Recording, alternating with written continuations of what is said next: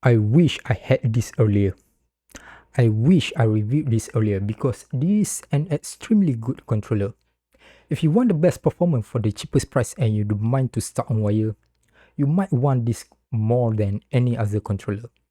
And if you are on Xbox, you might get lucky too. This controller was packed like a tank and quite genius too. They do want you to open the front by ripping the box, but you can always open from the side. GameSir provided 2-meter long braided cable. Not the smoothest, but it definitely will stand the time. The rest is just a manual and some sticker. There's not much single-use plastic over here, which is something I saw a lot of these controller makers start to shift their way during their packaging. I think the freebies here is unnecessary, which they definitely can just stick with a manual and skip the plastic altogether. Other than that, nice work. This controller has a mix of Xbox One and Xbox Series style body shape. The transparent looks really stood out from the crowd. I can't express how beautiful this controller looks. It doesn't look as stunning on paper, including the picture on GameSir's own page. It's very clear that they designed this controller to be viewed from the outside. The top side is clear transparent, while the bottom and the grip area has matte finish. They do have textured grip that very similar to Xbox Series controller. The issue is the matte finish doesn't help at all on the grip, and transparent plastic is not the best thing you want to put on a controller. This is probably polycarbonate plastic, and the more transparent it goes, it also gets harder.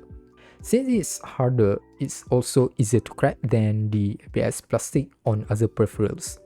As it's transparent and plastic, it's also easier to scratch, and with long enough usage, controller shell will collect dust on the inside. The position for USB-C port also deep, which make it harder if you don't have compatible cables. Out of my 10-20 cables, only one will fit into the hole. This controller induced the aesthetic anxiety in me to the max. Overall, it's comfortable with anxiety hitting me every 10 seconds. Joystick is Hall sensor. This is probably the first controller when it was released with this type of Hall sensor joystick.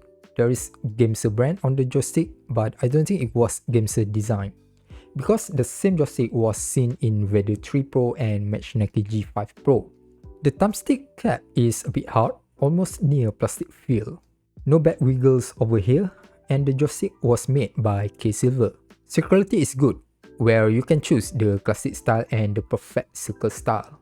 You also can reduce the active area if that is your vibe. The dead zone on my controller is below 5%, which is a major improvement from the one they manufactured for Kit. The thumbstick click is not the same as a regular joystick click. I suspect it is a dome switch because micro switch is too big to fit inside this joystick. Most likely, it will stand the abuse. It fits Control Freak thumbstick extension very tight. Very tight. And it does clear the regular thumbstick condom. Overall, I think this is a good joystick. Trigger side is similar to Xbox style with Hall sensor. It's much bigger and box shaped, and the length is closer to Xbox One trigger length. I much prefer this size since it suited an adult hand, but this is not a deal breaker. If you long press macro and trigger, you can change that trigger into head trigger type. However, this only works on PC. Head trigger function doesn't work on Switch or Android, so you need to press quite deep to register the input on Switch. Not really a big deal since Hall sensor trigger is usually light to press. Bumper is very similar to series controller and has clicky switch on it. Trigger and bumper also have dotted texture on it. ABXY Buttons probably one of the few stuff that GameSir tackle much better than other controller maker. It uses micro switch, but it doesn't feel mushy and too short. It feels almost as good as an actual spring, most likely because the silicone rubber they use is much thinner. I do feel it's floaty on touch, but I feel very comfortable to spam button with this. Basically, this button most likely the best you can find right now, even competing with $50-70 controller. Mind that this is my first time with GameSir controller, so I don't know if their previous controller was this good or just this controller is good. The pad is another stuff that I think GameSir hit it right. the D-pad uses macro switch similar to Xbox style. It also has a significant raised edge with bottom center. For a cross-shaped D-pad, this is extremely good. I tested this in Mortal Kombat. I do have an issue hitting left and right combo with this D-pad. It's precise, no accidental click, and easy to use. There are 2 macro buttons on the back. It's big and easier to press. It does feel too clicky and a bit loud to my taste. Not a big deal too because it's still comfortable to use. The software allows for several customization like button mapping, joystick dead zone, RGB, and gyro. The one that's on Windows Store is buggy and you want to get it from their official website. If you connect the controller, it will automatically disconnect your controller into edit mode. You want to update your firmware and the software to the latest version because newer version will allow for 1000 Hz poly rate. It's not the most robust software, but it does allow for basic customization. Almost all function in the software can be done on the controller without using the software. Only poly rate, gyro, and joystick dead zone customization are available on the software. However, most of this is just one-time setup and you will not ever touch it again. Macro recording is done on the controller and you cannot edit the sequence. It will accept only 12 keys, so it's not long, but it do serve most people. There is also a function to change the ABXY layout, especially if you are switching between platform a lot. This controller missing onboard profile function. Instead, you need to use the software to manually change it. Gyro on this controller is average. It does feel as good as Switch Pro, however using it on Apex Legends, it feels a bit sensitive. Just like Switch Pro. You also cannot change the sensitivity, but you can change the minimum value and the sensitivity curve. I think it can be a better controller if I can tune down the sensitivity. However, despite that, it doesn't really stand out from the rest. You do want to calibrate the controller first, especially if you want to use gyro. Press select, home and back button together and insert the cable. When the light is white, you press A, then the light will turn off. This is a calibration mode. Do at least 2 rotation on joystick and double tap on your trigger. Do this without lifting the controller because it also will calibrate your gyro. After that, press A, then remove and put back the cable. Haptic feedback is standard and strong. Very common because wired controller usually has a strong vibration. You can tune down the vibration and switch it off entirely. There is a headphone jack, but it does not support it on PC. Only on Switch and Android. Why? No idea. Performance is something this controller break the competitors. This thing will run at 250 Hz by default, but you can push it to 1000 Hz. You do need to use their own software to overclock it. At similar price point, this controller probably has the best poly rate. The accuracy score is only at 6 for 1000 Hz due to jitter, and improve a lot at lower frequency.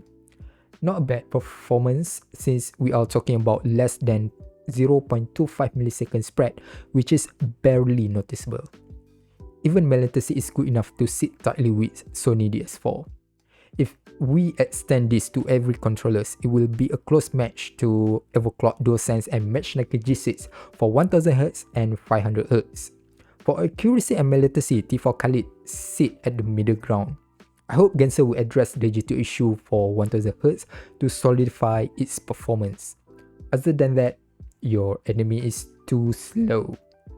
I cannot say much about durability and repairability because I don't want to break this controller. It's too beautiful for me. A bit of scratch can make me go cry. In terms of durability, I think time will tell if this controller can actually stand player abuse. I don't think this will become my main controller, largely due to transparent shell giving me anxiety, and I much prefer a wireless controller, but it will be on my recommendation list. Earlier I said about G7 SE, yeah, there is another refresh for their G7 controller targeted towards sport users. G7 SE is slightly more expensive by $5-10 difference. Licensing fee. G7 SE will have membrane buttons and basically shaped D-pad. There is no head trigger, but there is profile system. You also spot a sport impulse trigger, which is trigger vibration. It also has mute buttons, which I believe should be a standard for any controller with headphone jack. And you also can remove the faceplate, though the other faceplate sold separately. For the polling rate, I'm not sure about it, but I expect it will be above 125Hz, which is a typical polling rate for a sport controller. For conclusion, GameSir T4 Kaleid is a solid go-to controller for PC, Switch and Android with hair trigger function, 1000Hz poly rate, great ABXY button, sensible D-pad design, decent Hall sensor joystick and RGB. Its downside will be it's not wireless, controller shell is not the best for daily driver, no onboard profile switch, USB port placement, limit cable choice, and anxiety-inducing disco ball. That's all about it. So if you think I missed something and you want to know more, ask me down below. And if you use this as daily driver, how will this controller goes for you? As usual, comment, like, subscribe or share this video. Okay, bye.